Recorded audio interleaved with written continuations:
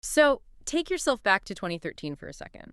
Researchers at Oxford, Carl Frey and Michael Osborne, they dropped this absolute bombshell prediction that just takes over every headline. Oh, yeah, it was everywhere. Right. They basically told us that 47% of U.S. jobs were at high risk of being totally wiped out by robots. Like total automation.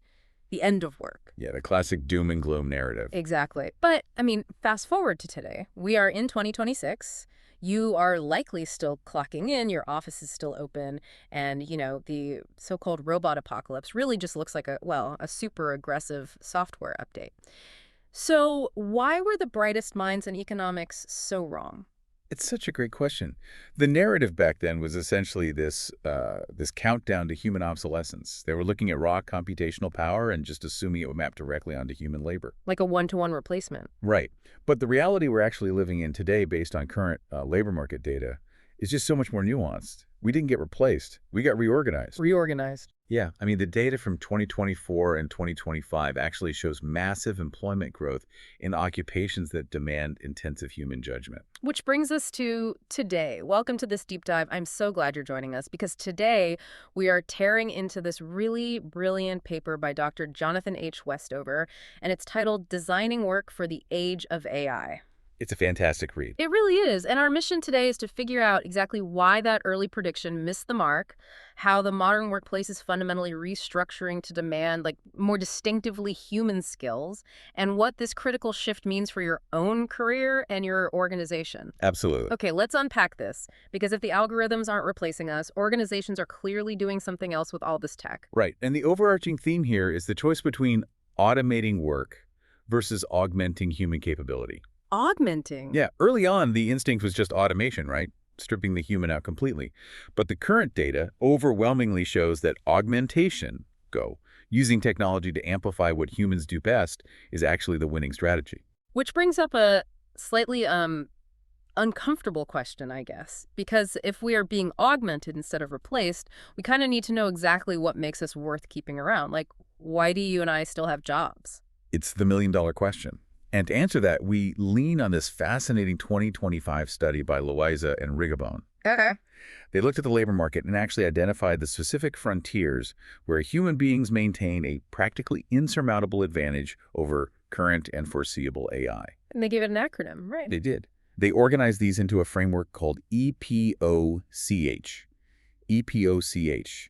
That stands for empathy, presence, opinion, creativity, and hope. Okay, let's break those down because we need to get really specific about the mechanisms here. Empathy and presence, I mean, they sound like things you'd read on a motivational poster in a break room, but we're talking about concrete economic value here. We are. We're talking about embodied emotional intelligence. Yeah. So, take empathy. An AI system today can absolutely perform sentiment analysis. It can scan, an angry email from a client and categorize it as highly dissatisfied. Right. It spots the angry keywords. Exactly. But it cannot walk into a conference room, sense the physical tension in the shoulders of the people sitting there, and adjust its tone in real time to de-escalate the situation with genuine compassion. Wow. It just lacks that physical, embodied understanding of human stakes. So the AI can read the text, but it absolutely can't read the room. That is a perfect way to put it. And that leads perfectly into the P, which is presence. Yeah. This is the capacity to build authentic relationships and social capital. Like networking, essentially. Yeah, but deeper. Human relationships generate bonds of reciprocity and shared identity. We do favors for each other. We trust each other based on shared experiences. An algorithm just cannot build real trust. Right, because it all comes down to mutual obligation. Like, I don't feel a sense of loyalty or mutual obligation to my calculator, no matter how many math problems it solves for me. Exactly. You don't owe your calculator anything. Then we move to O for opinion. Think of this as complex judgment and ethics. AI optimizes for predefined metrics. You give it a target, it finds the most efficient path. But the real world is messy. Humans have the capacity to make decisions when there are competing values at play or, when the morality of a decision outweighs the raw empirical data. So we can say, yeah, this path saves us money, but it damages our community reputation, so we just aren't going to do it. Precisely. We provide the ethical guardrails. Okay, wait, I have to stop you at the next one, though. Yeah. Because the C in EPOCH is creativity. And I mean, I just watched an AI generate a hyper-realistic, high-definition video of a futuristic city from like a one-sentence prompt. It is visually stunning, I'll give you that. Right, and I've seen it write a marketing jingle in 3 seconds. So how can you possibly argue humans have an insurmountable advantage there? I feel like creativity is exactly what AI is taking over right now. It totally looks that way on the surface. But we have to distinguish between recombination and true imagination. Recombinate. Yeah, AI systems are remarkable at recombining existing elements, things that already exist in their massive training data sets. So they can synthesize, the brushstrokes of Van Gogh with the skyline of New York. Because it's seen both of those things a million times. Exactly.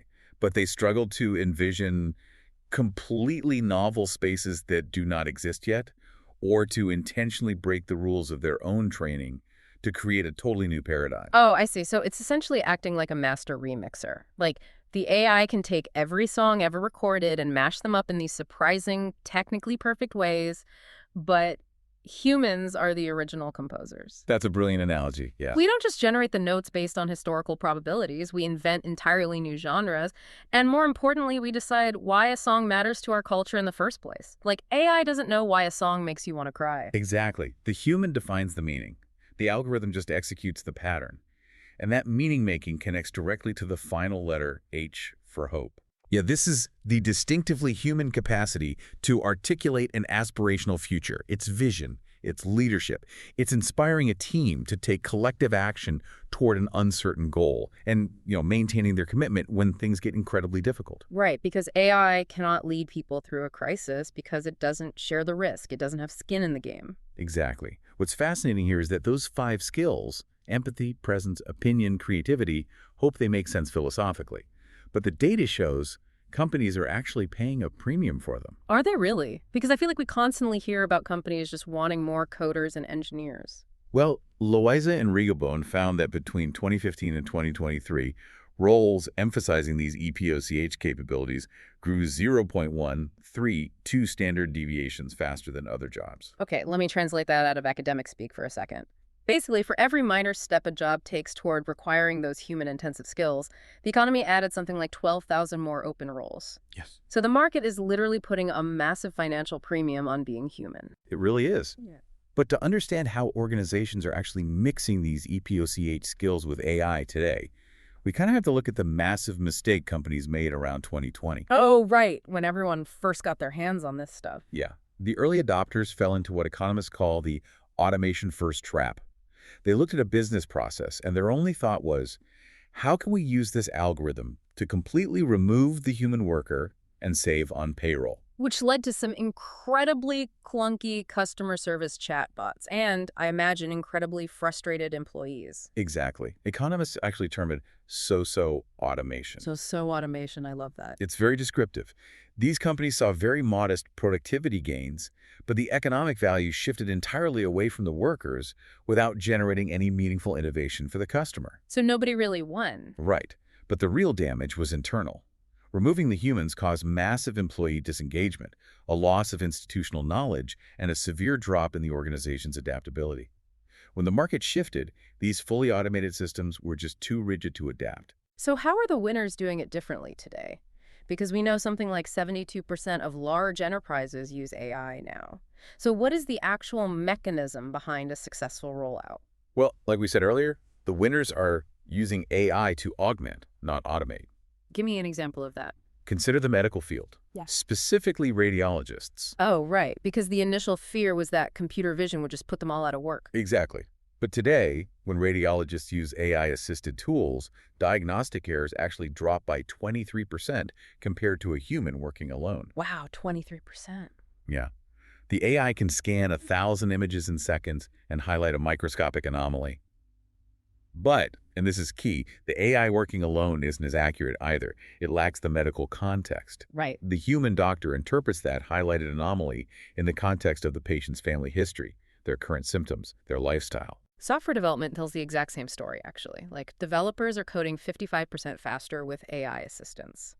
But the data shows that speed and quality only hold up if the human developer actively reviews, tests, and refines the code. Precisely. Like, if they blindly accept the AI's output without applying their own contextual judgment, the error rate just completely spikes. It is entirely about playing to respective strengths. AI processes massive amounts of data at scale. The human provides the EPOCH skills, the contextual judgment, the problem solving, catching those weird edge cases. It's the synthesis of the two. Yeah, and we see this in physical environments too. In manufacturing, instead of building fully automated lights-out factories where no humans are allowed, companies are deploying collaborative robots, or cobots. Cobots, that's a great term. Right. These machines operate alongside human workers on the assembly line. And the facilities using these human-machine teams saw 18% higher productivity and 27% lower error rates than the fully automated plants. That makes total sense because when a novel problem happens, like a machine jams in a weird way or a raw material comes in slightly damaged, something outside the programming has occurred. So the AI freezes, but the human steps in, uses their physical intuition, and just solves it. Exactly. Which brings us to the real operational reality here.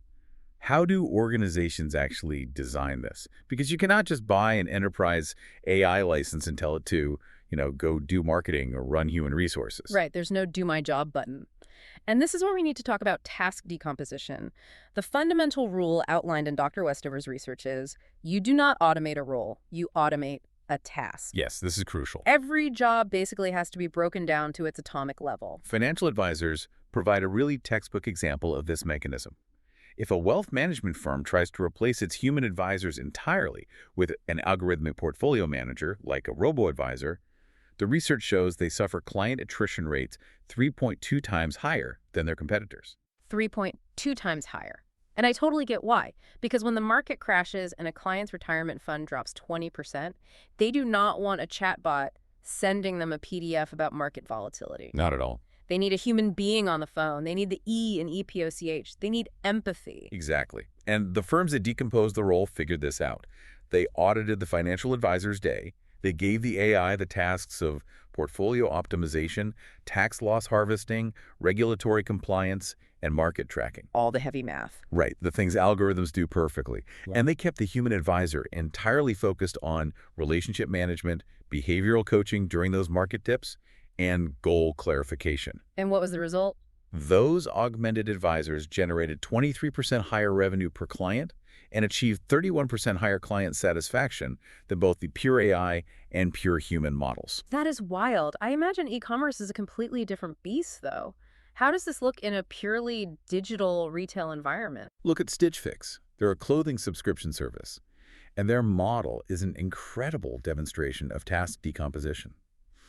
They use an algorithm to crunch millions of data points across their entire customer base. Like what kind of data? Measurements, purchase history, return rates, fabric preferences. I mean, no human brain could process that matrix of data. Yeah. But the AI doesn't make the final decision or ship the box. Wait, so instead of the AI just firing off a box of shirts to my house, it's acting like a hyper-fast research assistant for a human stylist. Precisely. The AI generates a curated list of recommendations. A human stylist reviews those recommendations and applies contextual judgment. Ah, the opinion part of EPOCH. Exactly. The stylist might read a note from the customer saying they just had a baby, or they were interviewing for a new corporate job. The human applies that nuanced real-world context, swaps out a few items the AI missed the mark on, and writes a personalized note to the customer. And I bet that drives loyalty. Oh, by blending algorithmic scale with human empathy, their retention rates absolutely crush traditional retail. That is so smart. We see an even more profound impact in healthcare, actually. Northwell Health in New York realized their physicians were spending just an unsustainable amount of time typing up administrative records. Which doctors famously hate doing. Right. So they deployed natural language processing AI. The AI simply listens to the physician-patient conversation and automatically generates the clinical notes. It actually reduced documentation time by 40%. Okay, here's where it gets really interesting. The crucial detail here is what Northwell did with that saved time. Yes. Because they didn't tell the doctors, great, you have 40% more time, go see 40% more patients and boost our billing. No, they didn't. They explicitly reallocated that recovered time back to the patient. They told the doctors to spend those extra minutes on patient counseling, building rapport, and complex diagnostic reasoning. Wow. As a result of applying that extra time to the presence and empathy parts of the job, patient satisfaction rose by 18%, and physician burnout dropped by 23%. And they also leaned heavily on what the researchers call tacit knowledge. Wait, tacit knowledge, you mean those unspoken gut instinct things you only learn by actually doing the job for 10 years? Yes, the intuitive expertise frontline workers possess. Northwell Health didn't force this software onto the doctors from the C-suite. They had the physicians actively participate in designing the workflow. That makes such a difference. It does. The doctors use their tacit knowledge to tell the software engineers exactly where the AI would help and where the human touch was absolutely non-negotiable. But what if you don't work for a massive hospital system like Northwell Health or some trillion-dollar tech company? How do you apply this task decomposition to your own resume today to protect yourself? You have to perform a personal task audit. Okay. Look at your daily responsibilities and ruthlessly separate them. Which of your tasks are repetitive, algorithmic, and based on historical data? Start using AI tools to accelerate those. Get the AI to do the boring stuff. Exactly. Then, look at the tasks that require navigating office politics, sensing client frustration, or proposing a totally new strategy. Double down on those. Make those EPOCH skills the absolute centerpiece of your value proposition to your employer. Okay, let me play devil's advocate for a moment here. Because we have been talking about doctors, software developers, and financial advisors. Highly skilled knowledge workers who have the leverage to redesign their days. Fair point. What about the millions of people whose jobs are almost entirely composed of routine, repetitive tasks, like the warehouse workers, the basic data entry clerks? If we don't have a plan for them, aren't we just driving toward massive economic displacement? This is a huge concern, and it's where corporate obligation comes into focus. Yeah. Organizations cannot simply extract value from automation and leave society to deal with the fallout. Right. The most forward-thinking companies realize that managing this transition is a core business imperative, and they are funding massive retraining initiatives. For instance, Amazon launched a $1.2 billion program to upskill 300,000 workers whose roles were vulnerable to automation. And the mechanism making that work isn't just offering free night classes, which no one has energy for. The training happens on paid time. Exactly. They are asking a warehouse worker to learn cloud computing at midnight after a 10-hour shift. And because of that, they are seeing a 40% transition rate into higher skilled roles. AT&T faced a very similar technological disruption.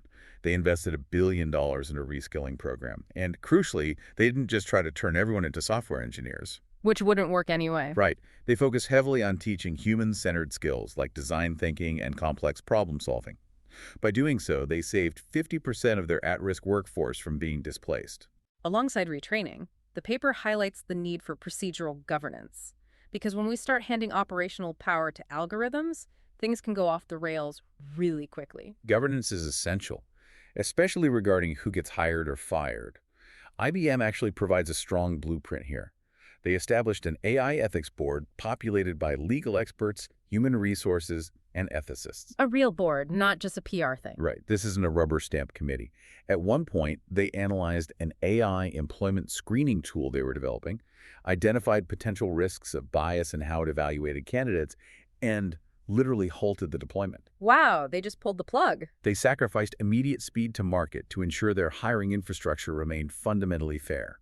Unilever tackled the hiring challenge from the opposite direction, actually. They used AI specifically to blind their initial resume screening. Oh, that's interesting. Yeah, the algorithm stripped out gender, ethnicity, and educational pedigree, focusing only on raw experience. And that automation reduced their time to hire by 50%. But did it help with bias? Well, here's the best part. After the AI did the blinding, they deliberately deployed human recruiters for the actual interviews to evaluate candidates for EPOCH skills, adaptability, presence, collaboration. The combination resulted in a 35% increase in the diversity of successful candidates. That is a perfect example of augmentation. Beyond hiring, there is the fundamental question of shared financial gains. If a company implements AI and it generates a massive boost in productivity and cost savings, where does that capital go? Right, because if the workers' historical data and workflows are what trained the AI in the first place, they should absolutely share in the wealth it generates. Precisely. Kaiser Permanente set a really fascinating precedent here. They negotiated an agreement regarding AI implementation with their unions. It guaranteed no involuntary layoffs for 5 years due to automation. Oh, that's huge security. But the brilliant mechanism was that they mandated 25% of the total cost savings generated by AI had to be returned to the workers in the form of wage increases and better benefits. Patagonia executed a similar model. They deployed AI to optimize their global supply chain, which generated significant savings. Instead of just padding the bottom line, they pumped those savings directly into employee profit sharing and funded new environmental sustainability programs. So we have retraining, governance, and profit sharing. But how do you structure an entire company so it doesn't just survives this transition, but stays resilient for the next 20 years? You build fluid, highly adaptable structures that give humans massive autonomy. Because the half-life of technical skills is plummeting. What you learn today might be obsolete in 3 years. True. So companies are decentralizing power. Hair, the massive appliance manufacturer in China, is a radical example. They didn't just implement AI, they blew up their entire corporate bureaucracy. They broke their massive company down into thousands of micro-enterprises. Wait, explain how a microenterprise actually functions, because it sounds a bit like chaos. It's essentially a tiny startup of 10 to 15 people operating inside the larger company. They act as their own CEOs. They use AI tools to track their specific profit and loss daily, forecast demand, and manage inventory without having to wait for reports from middle management. Oh, wow. Because the AI handles the bureaucratic tracking, these small teams have the total autonomy to pivot their products, redesign their processes, and chase new markets instantly. So they literally stripped away the middle management and gave the EPOCH skills directly to the front line. Exactly. Novartis is doing something similar in pharmaceuticals with what they call unbossed research teams. Unbossed. Yeah, AI handles the brutal grunt work of literature reviews and initial data crunching. This frees up fluid teams of human scientists to synthesize insights across different medical domains without navigating traditional hierarchies. Salesforce actually adds another layer to this resilience by connecting AI efficiency to actual human purpose. They have a 1-1-1 philanthropic model. What does that involve? They donate 1% of equity, 1% of product, and 1% of employee time to the community. When they rolled out AI internally, they explicitly framed it as a way to free up employees from busy work so they could spend more of their paid time on that community engagement. It keeps the workforce profoundly engaged. It all comes down to work design. AI is highly effective at stripping away the robotic, algorithmic parts of our jobs. And by doing so, it places the burden on us to be more empathetic, more creative, and more visionary. Organizations hold the power to choose whether this technology creates broadly shared prosperity or deepens inequality. So, what does this all mean for the big picture? We've covered everything from the doomsday headlines of 2013 to the reality of task decomposition and corporate governance. But it leaves us with a provocative thought that extends way beyond the office. Right. If we zoom out and accept this EPOCH framework, if AI is forcing the entire global economy to pivot away from raw technical processing and move heavily toward empathy, presence, and hope, how is this going to fundamentally rewire our education system? Oh, it demands a complete paradigm shift in how we teach. Right. If the most highly paid, secure, and meaningful jobs of 2034 require you to be an absolute expert in human connection and emotional intelligence, rather than just being a wizard at building spreadsheets, how do we start grading that in schools? It's incredibly difficult to measure. How do you build a resume that proves your capacity for hope? How do we teach a generation of kids to specialize in the messy, beautiful things a machine just cannot replicate? It changes everything about how we measure human potential. It really does. So as you go back to your work today, I want you to look at your calendar and your to-do list and ask yourself, which part of my day is strictly algorithmic and which part is intrinsically human? Protect the human parts. Thank you so much for joining us on this deep dive. Keep asking the big questions, and we'll catch you next time.